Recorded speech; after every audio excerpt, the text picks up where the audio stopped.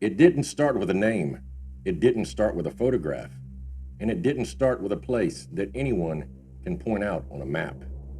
But what it did start with was a small slip of paper. Inside a plain, windowless room, a man sat across from the table while someone slid that piece of paper to him. On it, there were nothing but numbers, and these numbers were just coordinates. There was no content, no explanation. They were just numbers. He wasn't told what the target was, and he wasn't told why it mattered. He was trained not to ask. All he was asked to do was this: describe whatever came to him without guessing, without logic, and without imagination. So, he closed his eyes, and at first, nothing happened. Then, impressions began to surface. These were large structures, metallic and purpose-built. He sensed height, depth, and movement, not chaos, but something organized, functional, and engineered. When the session ended, the room, it stayed quiet longer than usual. Finally, someone asked him if he was confident in what he described, and of course, he said yes.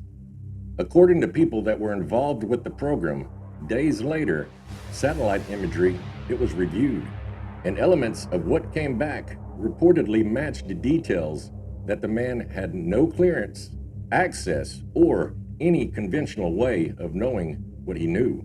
And that is the part that makes people uneasy. Because this wasn't a psychic hotline, it wasn't a stage trick, and it wasn't a magician working the crowd. According to declassified records, this was part of a U.S. government intelligence program, one that quietly survived for decades. It changed names repeatedly, and it stayed buried long after other failed ideas were abandoned. And when the program it was finally shut down, the official explanation wasn't that it didn't work. It was that it didn't work reliably enough. So, tonight, the question isn't whether remote viewing is something that was ridiculous. The real question is this: if it was complete nonsense, then why did the government continue to fund it for decades? And if it worked, even occasionally, what did they see that never made it into public record? Tonight, we're talking about the phenomenon known as remote viewing.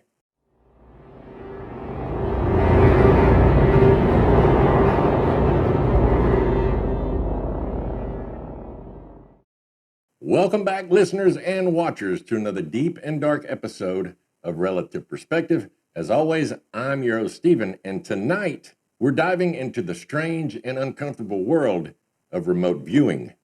Now, before we go any further, I want to be clear about one thing. The names that you're going to hear tonight, Ingo Swann, Joseph McMoneagle, and Pat Price, each one of them can carry an episode all on their own. Their lives, their work, and what followed definitely deserves our attention, and we're definitely going to give them that in future episodes. But this episode, it's not about one man. It's about the program, not as a quirky Cold War experiment and not as a parlor trick, but as a classified effort that survived inside U.S. intelligence for decades. It was quietly renamed, quietly relocated, and quietly protected. Now, according to first-hand accounts and declassified material, this wasn't pursued because it was comfortable. It was pursued because it challenged something that intelligence agencies depend on: the idea that distance, walls, and secrecy actually mean something. Now, like I say in pretty much every episode, I'm not here to tell you what to believe. Some of what you hear tonight is documented, it's well documented, and some is definitely disputed. And some of it lives squarely in the gray space between official records and personal accounts. My job tonight, it's not to convince you. It's to walk you through the story as it unfolded, explain why this program refused to die, and show you why, decades later, it still makes a lot of people uneasy. So, as we move forward tonight, I want you to keep this in mind. We're not asking whether remote viewing it sounds ridiculous. We're asking why it was taken so seriously for so long by people whose career it depended on not being wrong. The truth, it may look different depending on where you stand, and that's relative perspective.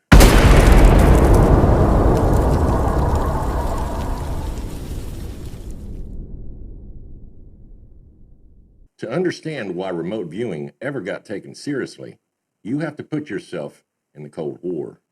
Not the Hollywood version, but the real one. This was the time that nobody trusted anyone, and everyone was scared of being one step behind. By the late 1960s and early 70s, U.S. intelligence wasn't panicking because it was losing wars. It was panicking because it was losing certainty. Satellites, they couldn't see everything. Human spies were constantly being flipped, and every report, it seemed to come with an asterisk. And then there were the Soviets. According to intelligence briefings at the time, the Soviet Union was pouring money into things that the West didn't fully understand. Things like psychology, human performance, and what they loosely called psychotronics. Mind stuff, consciousness stuff, things that sounded weird, but also sounded dangerous if the other side figured something out first. Now, whether those reports were accurate or if they were exaggerated, that really doesn't matter. What matters is that the U.S. intelligence believed that they couldn't afford to ignore it. And that fear right there, that's what cracked the door wide open. In the early 1970s, the CIA, it quietly started funding exploratory research at a place called the Stanford Research Institute, or better known as SRI. And this part, it definitely matters because SRI wasn't some crazy fringe lab chasing crystal energy or something like that. They were already doing serious classified work for the government, things like radar systems, psychic research, and defense projects. So, when strange ideas were explored there, they weren't being laughed out of the room. Inside SRI, researchers started testing one simple question.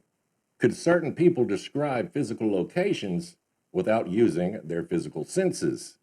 Now, at first, the language, it was all over the place. There was names like ESP, clairvoyance, and psychic perception. And intelligence officials, they absolutely hated that. To them, those words sounded unserious and unprofessional. So they did what they normally do and they tried to clean it up. Remote viewing, it wasn't chosen because it sounded mystical. They chose it because it almost sounded boring, kind of like something that you could put in a classified report without people rolling their eyes. Now, the early tests, they were strict, and everybody had to toe the line. There was no photos, no maps, no names, and sometimes not even descriptions. All that they would give these remote viewers were coordinates. Now, to start out, the goal wasn't to guess what the target was. All they wanted them to do was describe impressions, things like shape, movement, size, and different types of materials. And not too long after that, something happened at SRI that made the people there really uneasy. One of the initial individuals that was being tested went by the name of Ingo Swann. Now, around the same time that they were working with these remote viewers, SRI was working with extremely sensitive equipment used to test minute changes in magnetic fields. This was the kind of equipment that was tied to things like nuclear monitoring. According to some of the people involved, they thought it would be fun to ask Swann to focus his attention on one of those instruments.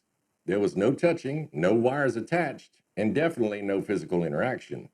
Now, understand, this device was actually isolated and buried deep underground under 30 feet of concrete to prevent any kind of interference at all. And while Swann was doing his thing, the readings on this instrument, they reportedly shifted. Not wildly, you see, but just enough to stand out. When he stopped, the reading, it settled back down. But he started up again, and the readings, they started shifting again. Now, that doesn't prove anything. I know it's weird and it's crazy, but it doesn't prove anything. But it scared the crap out of the people that were involved. Because if the human mind could interact with sensitive equipment like that, intentionally or not, that meant that this wasn't just a game anymore. This was a potential problem. And after that, the tone, it definitely changed. The focus, it moved away from influence and to observation only. They said just viewing, no affecting. Because it's easy. Remote viewing, it sounds like information gathering. But moving things with your mind, it sounds like a weapon. Now, from there, the program, it didn't grow openly. It actually splintered. Funding shifted, oversight changed, and names were swapped out. Over the years, it quietly operated under different titles before eventually becoming known as Project Stargate. Now, you have to understand that those name changes, they weren't cosmetic. What they did was they kept the program off of the radar. They reset expectations and they allowed different agencies to interpret the information however they saw fit.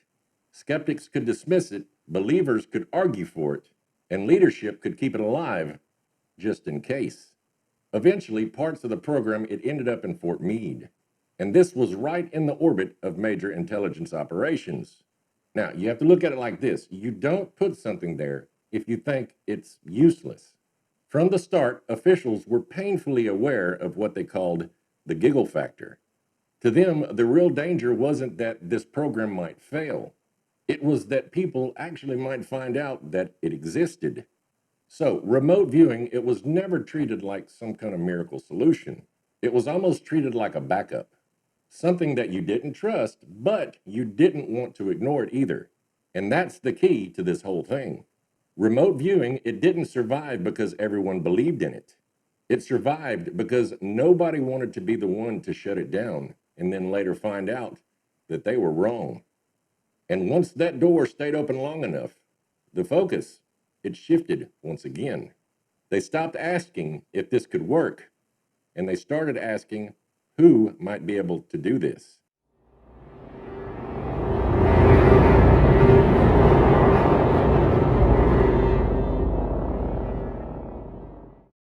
Now, once the program made it past its early years, the big question, it changed. It wasn't, is this real anymore? The question was, who can actually do this? Because one thing became obvious really fast. Whatever remote viewing was, most people were terrible at it. They gave random images, vague feelings, and a lot of guesswork. But there was a small group of people that kept doing something different. Not perfectly, mind you, and not consistently, but often enough to make analysts feel kind of uneasy. That's when the program it stopped taking volunteers and quietly started looking for a certain type of person. There was some that came from the military, people like intelligence officers that were trained to observe and keep their mouth shut. And then others came from places that made their handlers feel a little uneasy. These were civilians with no clearance, no official background, and no obvious reason to be anywhere near a classified program. One of the first names that kept coming up was a guy by the name of Ingo Swann. Now, Swann, he wasn't military and he wasn't CIA. This guy came from an artistic background, and he was deeply, deeply interested in perception and consciousness. Now, according to people who worked with him, he had an unusual ability to describe distant locations in a controlled setting. But Swann's impact wasn't just what he saw, it's how he actually saw it. He pushed for structure, rules, and discipline. Instead of guessing what something was, he focused on what something felt like. He focused mostly on shapes before labels and motion before meaning. Now, understand, analysts, they didn't want visions, they wanted pieces. And once he realized what they wanted, Swann helped turn something strange into something usable and basically wrote the book on remote viewing. And then there was the military viewers, people like Joseph McMonigal. McMonigal, he came straight out of Army intelligence. Now, this guy, he understood restraint and he understood how dangerous it was to guess. And he knew how to report observations without trying to make it sound impressive. According to people inside the program, his sessions were quiet, methodical, and sometimes frustratingly slow. But analysts, they trusted him because he knew how to stay inside his lane. Now, in one session that's often mentioned, McMonagall was given blind coordinates. There was no hint that these coordinates were tied to any foreign power or any weapons programs. And at the time, the U.S. intelligence, they already had satellite images of the location they asked them to view. But they had a problem. They couldn't figure out what they were looking at.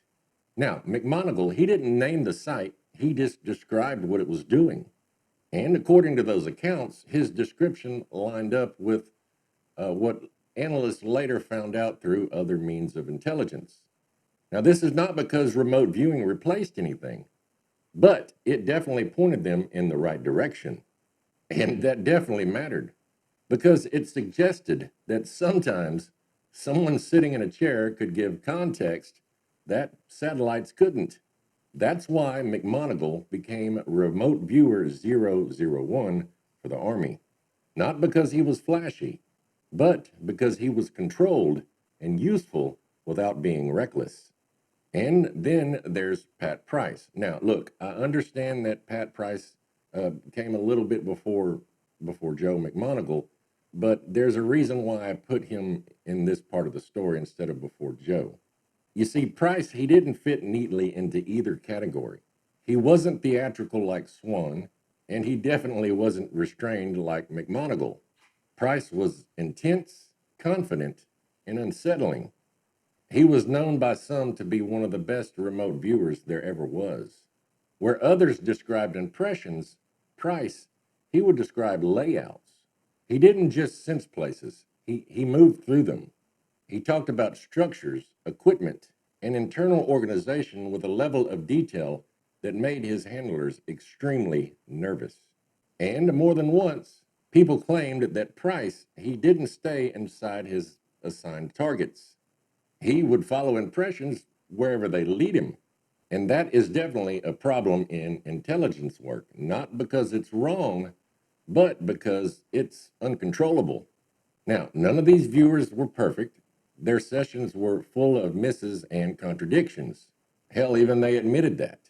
But intelligence, it doesn't need perfection. It just needs enough hits to make people hesitate. And the main thing that made decision makers hesitate was this. The pool of those viewers, it kept getting smaller. Instead of trying to find more, they decided to start protecting the handful of people that they had. And that should definitely tell you something.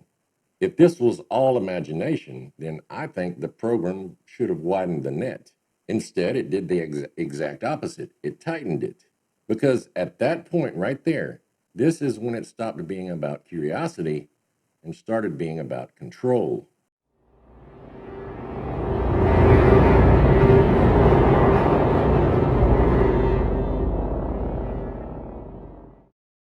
Okay, up to this point, remote viewing survived in kind of a weird limbo. It hadn't proved itself beyond doubt, but it hadn't failed hard enough to shut it down either. That changed once the sessions had stopped being experiments and started being tasks. Because now the targets, they weren't practice locations or test sites. They were real places that they needed information. These were places that intelligence agencies actually cared about. And once that happened, the tone inside the program, it shifted. This wasn't let's see what happens anymore. It became do it often and write everything down. Now, one of the first things that analysts noticed was this. The sessions that mattered, they weren't the flashy ones. They weren't the confident guesses and they weren't the dramatic claims. The sessions that raised eyebrows were basically built on fragments. You had a shape here, a structure there, movement, and purpose. Things that didn't mean much on their own until someone compared them to real world data. And that's where Pat Price, he comes back into the story real quick. According to some accounts, Price was given blind coordinates. There was no context, no hint that they were foreign, and there was no indication that they were even military. And when he started, instead of giving vague impressions, he started describing infrastructure. He saw tall structures, large enclosed spaces, and huge crane-like assemblies. This was a layout that suggested heavy industrial use. He said this wasn't research and it wasn't testing, but it was something operational. Now, understand, at the time, U.S. intelligence, they already had satellite images of this location. But the problem was they didn't know what they were looking at. And Price's description, it didn't just resemble the imagery, it actually explained what they were doing. Not by naming the location, mind you, but explaining how everything worked. Now, when analysts compared his notes to later interpretations of the site, the overlap, it was uncomfortable enough that they tasked Price to do another viewing. And to me, that is the tell. You don't keep tasking someone because you're entertained.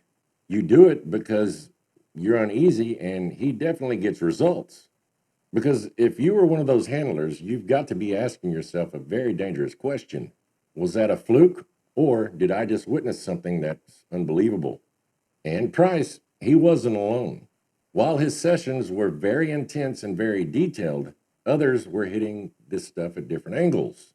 Joe McMonagle's work during this phase was a little bit quieter, but just as troubling. Where Price, he described layouts, McMonagle, he would focus on function. He would avoid naming objects, and he did his best to avoid guessing. He was good at describing control, access, production, deployment, and how a place operated. Again, he wasn't perfect, but he was close enough. And once all that started happening, that's when the laughter, it stopped. Remote viewing, it wasn't being treated as an answer anymore. It was being treated as a check. It was something that you looked at when other methods stalled. It was a second glance and a weird backup that you didn't trust completely, but you didn't ignore it either. And you can imagine that has to be a nightmare position for intelligence agencies, because now you're stuck between two bad options. You don't trust the method, but you don't trust yourself enough to walk away from it either. And that's the moment that the program, it quietly crossed the line. Remote viewing, it stopped being an experiment and became a supplement. This wasn't something that you would brief a general on by itself, but it might be something that you would slide into a folder marked, hey, maybe you want to take a look at this. And once you reach that point, the question changes once again. It's no longer, is this real? The new question is, what happens if we stop and we're wrong? And that question pushed that program into a direction that nobody expected. Because once you accept that some information might be acceptable without walls, wires, and distance, the next question is inevitable. What else can be looked at?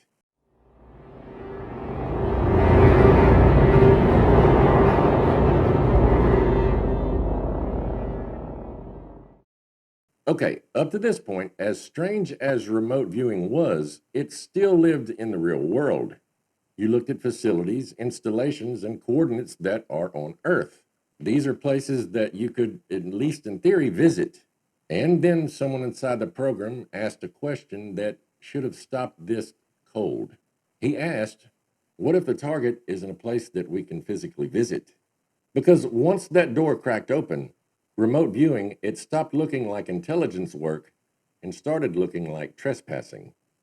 Some of these sessions, they began drifting away from practical targets and into something much, much stranger. Not because there was a plan to do this, but it was because curiosity, it took over. And that kind of curiosity inside a classified program is very, very dangerous. One of the most controversial claims tied to this phase involves Joe McMonagle. In a later interview, McMonagle described a session where he was given, a set of blind coordinates just like any other time. There was no context, no hints, and no explanation. And what he reported, it didn't sound like a military site at all. He described massive empty landscapes, ancient structures, and huge decaying forms that felt abandoned. It was almost like something was built long ago and just left behind. Now, only after the session was over, McMonagle was told what what he was viewing actually was. They told him that he was viewing Mars. And not just that, he was viewing it roughly 1 million years in the past. Now, there is definitely documented evidence that he did this remote viewing. Now, did he really see Mars? I can't tell you that. I've seen pictures, and it's very, very convincing. But up to now, it's just a story, and it's a story I'd like to believe. And there's another thing. This is definitely a story that rattled people for many reasons. Because the implication, it wasn't that there were aliens on Mars. The implication was that there was no target that was off limits anymore. Not Earth, not space, and hell, not even time. And that's where it began to feel unmanageable. And around the same time, there were other viewers that were being tasked or drifting. They were drifting into targets that had nothing to do with their intelligence gathering at all. Ingo Swann later claimed that he was also asked to review some places that were off planet, including areas famously associated with the moon. According to Swann himself, this was one of the most unsettling sessions that he ever had. While he was viewing the moon, Swann claimed that he viewed artificial structures, not cities, not skylines, but formations that looked geometrical. And it looked purposeful rather than natural. More disturbing to him wasn't just the idea of construction, it was activity. He said the area, it didn't feel abandoned at all. He said it felt operational. And then came the moment that he never ever forgot, the sensation of being noticed.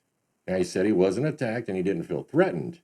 Just the sudden awareness that whatever was there became aware that he was looking at them. It was almost like realizing you're staring at something that you shouldn't be, and it definitely knows it. Swann later said that after reporting the session, he was strongly discouraged about ever talking about the moon again. There was no paperwork, no quiet explanation, just a quiet message that some targets are off limits. And here's what I think. The restraint that he had when he told this story is exactly why this story, it refuses to die. Now, I understand you don't have to believe that any of this happened, but you should understand why claims like that, it scares the crap out of the people that are running these programs. Because intelligence agencies, they can handle bad data, but what they can't handle is unbounded questions. Once viewers, they started talking about places outside Earth, the program, it lost its last anchor to practicality, and something else started showing up in these stories. Viewers, they started describing sessions that didn't end cleanly. They began to feel disoriented afterwards. They had trouble sleeping, and they had a lingering sense that they didn't fully come back like they started. And whether that was psychological, emotional, or something way stranger, it almost doesn't matter. Because inside a system that's built on control, predictability, and plausible deniability, this was straight up chaos. To the powers that be, remote viewing, it went from uncomfortable to uncontainable. And that's when the tone, it shifted again from curiosity to concern. Because if even a fraction of these claims are true, then remote viewing, it wasn't just peeking behind enemy lines. It was poking at things that I believe humans were never meant to poke at. And that realization, it set the stage for the next phase of this story. The moment when skeptics, statisticians, and psychologists were brought in to decide whether this was a breakthrough or a very convincing illusion that had gone way too far.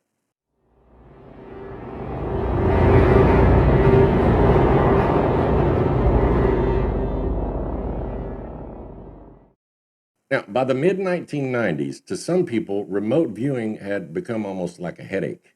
Not because it had proven itself, and not because it had completely fallen apart, but because it just wouldn't die. For more than 20 years, the program, it kept limping along. Every few years, there was someone that tried to shut it down, and every time it survived for the same reason. There was nobody that could say for sure that this was useless. And eventually, that wasn't good enough anymore. In 1995, after the Cold War was over and budgets were getting tighter, the CIA had decided to force a final answer. They ordered an outside review of the program, which by then was called the Stargate program. Understand, this time they didn't want stories, they just wanted numbers. The claim was that they handed over decades of sessions and they asked one simple question: did this actually work or not? They handpicked two experts to come in and take a look at the data. One of them was a statistician by the name of Jessica Utz.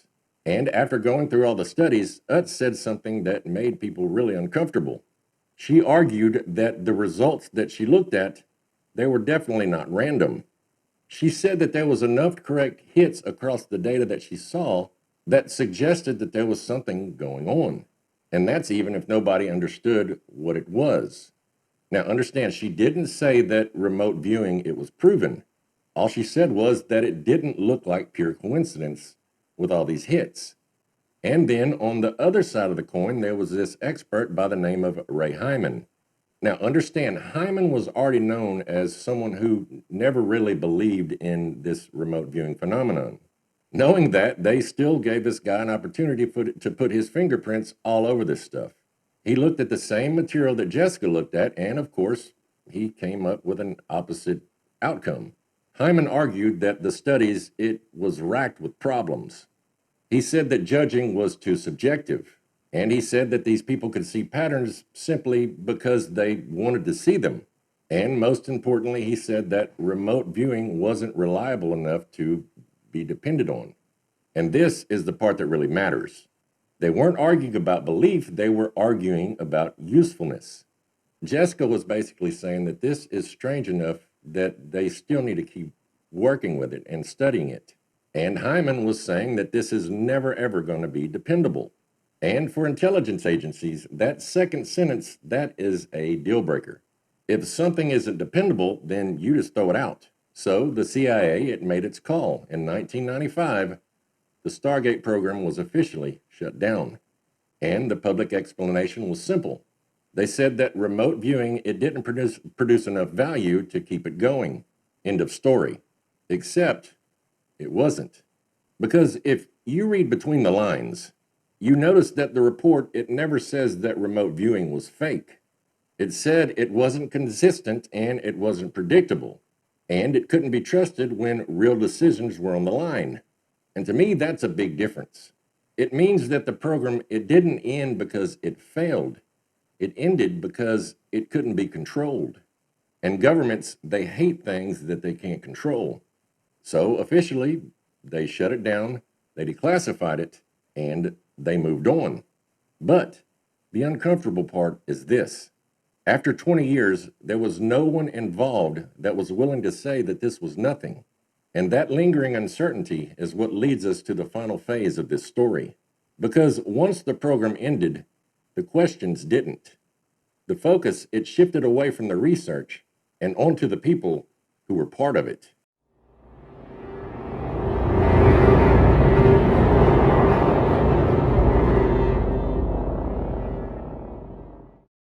Okay, to me, this is where the story goes right off the rails. Because once the Stargate program, it officially ended, the paperwork stopped, but the stories, they didn't. According to later accounts, there were sessions that never fit neatly into the reports, targets that didn't make sense, and places that raised a lot of red flags. These were not enemy bases, and these were not weapon sites. These were places that people were not supposed to be looking at. One of the most talked about claims involves a mountain in Alaska, better known as Mount Hayes. Now, according to later interviews, Pat Price described an underground facility inside that mountain. He said it wasn't a cave and it wasn't a tunnel. It looked more like a base. He said it was structured, organized, and deep underground. Now understand, the way it's described is very, very important. It doesn't sound mystical and it doesn't sound like a vision. He made it sound like someone walking through a place and reporting everything that he saw. He said there was rooms, depth, movement, and strange systems that he's never seen before. And according to those same stories, it didn't feel human at all. And that's not the only mountain that he described as seeing these weird bases. He said that these were remote, hard to reach locations and places that people don't just wander to. And what a lot of people don't realize is McMonagle later looked into those same viewings and actually confirmed what Price had said. And Joe, he's not the only one. There were numerous others that claimed that something might just be in those mountains, and it's not human at all. Now, this is important. Here's why people are still talking about it. Because the story, it's not about aliens jumping out in the dark. It's about infrastructure. And infrastructure, it means planning, it means permanence, and it means purpose. And to me, that's way more unsettling than a random UFO sighting. And Mount Hayes, it's not the only forbidden site that people were talking about. There are claims of viewers describing locations on the moon, deep ocean areas, and places with no obvious reasons to exist at all. And just like in Swann's encounter, the same detail shows up. Not fear, not panic, but the feeling of being noticed. It's like realizing that you're looking at something and it knows.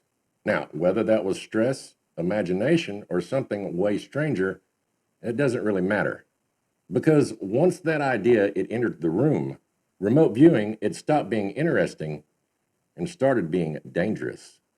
Now, if even a small part of these stories are true, remote viewing, it wasn't just spying. It was actually knocking on doors that humans didn't know were there. And once you knock, you don't get to control who answers.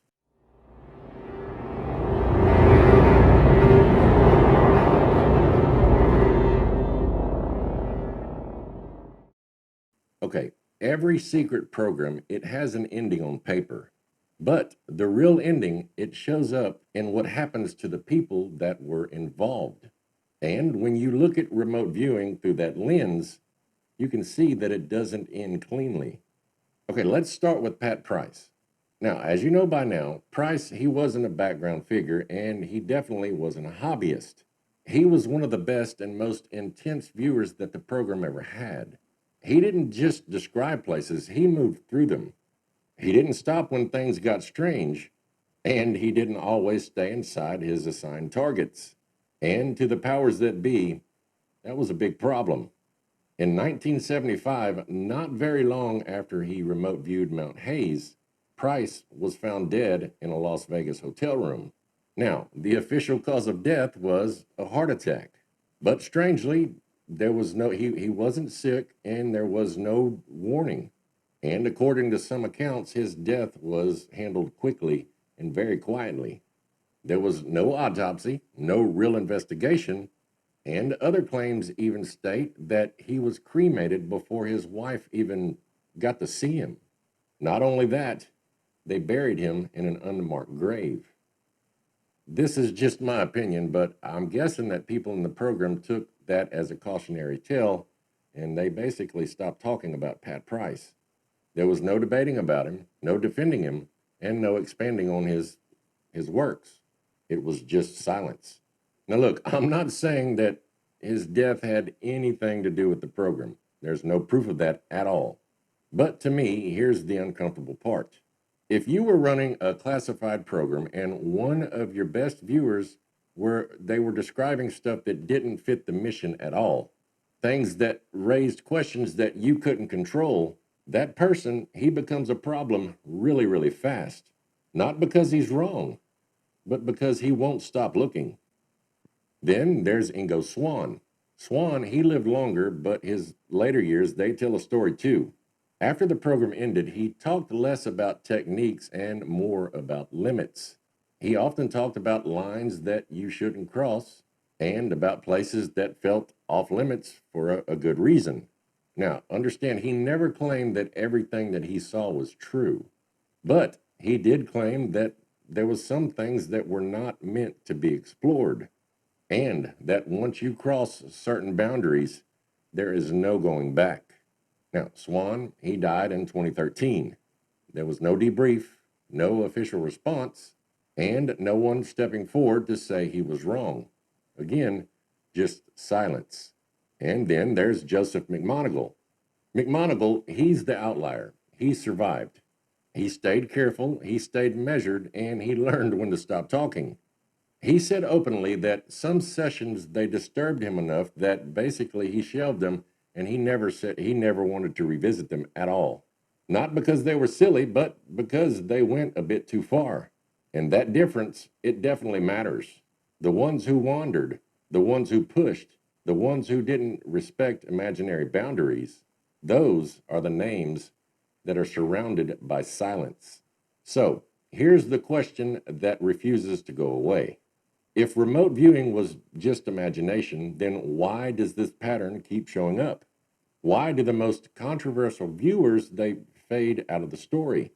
And why are the strangest claims never officially addressed? They're just ignored. And why does the program end not with a clean dismissal, but with discomfort? Now, understand, I'm not saying that remote viewing unlocked every secret, and I'm not saying that every claim is true, but I am saying this. The program, it didn't end because it failed. It ended because it crossed into territory that nobody knew how to manage. And once you accept, even for a moment, that the human mind, it might reach places that it's not supposed to go, you almost have to accept something else too. Some doors, they're not locked to keep you out. They're locked to protect you from what's on the other side. And the people that figured that out the hard way, they didn't get statues. They didn't get apologies. They got silence. And silence in stories like this is never, ever accidental.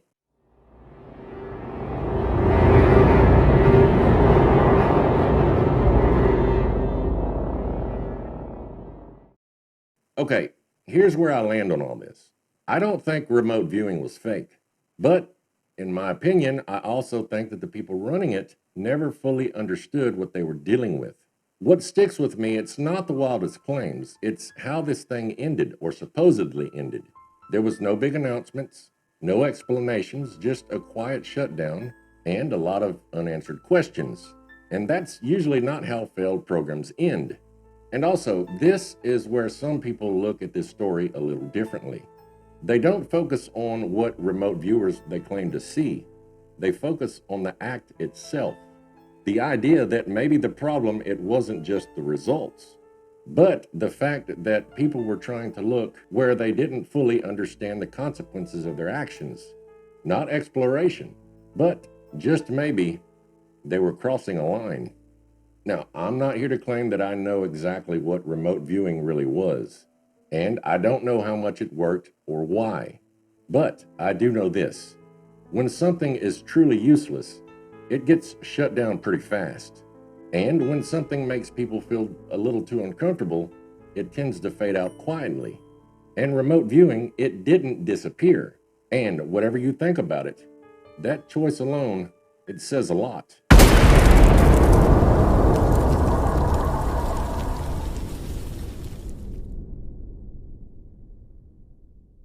So that's where I land on this one. Not because it's comfortable and not because it's easy, but because when you line up the documents, the people, the patterns, and the silence, this doesn't feel like a fantasy that fell apart. It feels like something that worked just well enough for the wrong people to notice. Okay, you've been listening to Relative Perspective, and as always, I'm your host, Stephen. Now, if you enjoyed this episode, make sure you pound down on that subscribe button, hit the like button, and make sure you share this story with someone who loves a deep dive like this. And if you've got a story of your own, paranormal, unexplained, or just downright unsettling, I want to hear it. All you have to do is email me at relativeperspective76@gmail.com. I'd love to hear your story, and who knows, one day we might put it on a show. Now, I want you to understand, this show only works because of you. And I want to thank you from the bottom of my heart for going on this journey with me. And hey, if remote viewing is real and there's someone out there looking in on me, I promise I'm just a guy with a mic, a camera, and a crippling curiosity problem. I promise I'm harmless. Just leave me alone, okay? Anyways, thanks again for watching. God bless you. We love you. And have a good night. Okay, Rosie, let's go outside. You waited long enough. Come on, Rosie. God bless you. Love you. Bye.